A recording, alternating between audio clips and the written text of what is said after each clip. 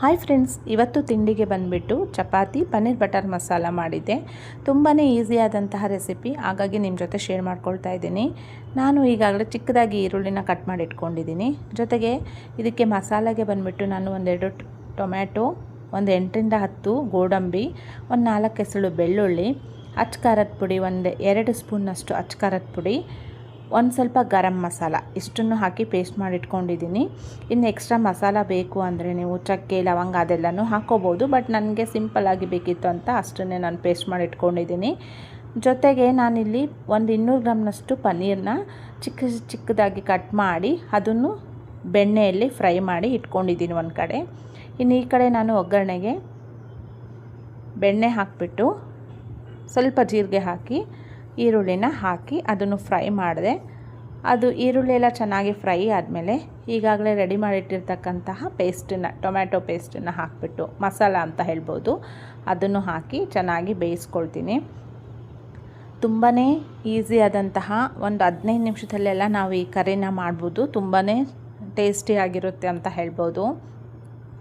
ಈಗಲೇ ನಾನು ಇದಕ್ಕೆ ಸ್ವಲ್ಪ ಉಪ್ಪು ಮತ್ತು ಅರಿಶಿನ ಪುಡಿನ ಹಾಕಿ ಚೆನ್ನಾಗಿ ಬಾಡಿಸ್ಕೊಳ್ತಾ ಇದ್ದೀನಿ. ಅಚ್ಚ ಖಾರದ ಪುಡಿ ಜಾಸ್ತಿ ಖಾರ ಬೇಕು ಅನ್ನೋರು ಹಾಕ್ಕೋಬೋದು. ಬಟ್ ನಮಗೆ ಮೀಡಿಯಮ್ ಖಾರ ಇರೋದ್ರಿಂದ ನಾನು ಈಗಾಗಲೇ ಟೊಮ್ಯಾಟೊ ಪೇಸ್ಟ್ ಮಾಡಬೇಕಾದ್ರೆ ಎಷ್ಟು ಹಾಕಿದ್ನೋ ಅಷ್ಟಕ್ಕೆ ಬಿಡ್ತಾ ಇದ್ದೀನಿ. ಎಕ್ಸ್ಟ್ರಾ ಏನೂ ಹಾಕ್ತಾ ಇಲ್ಲ. ಈಗ ಇದು ಚೆನ್ನಾಗಿ ಬೇಯ್ಕೊಳ್ಳಿ. ಈಗ ಬೆಂದಿದೆ ಫ್ರೆಂಡ್ಸ್ ಚೆನ್ನಾಗಿ. ಈ ಮಸಾಲ ಮತ್ತು ಬಟರ್ ಸಪ್ರೇಟ್ ಆಗಿದೆ, ಹಸಿ ವಾಸನೆ ಎಲ್ಲ ಹೋಗಿರುತ್ತೆ. ಈಗ ನಾನು ಪನ್ನೀರನ್ನ ಹಾಕ್ಕೊಳ್ತಾ ಇದ್ದೀನಿ.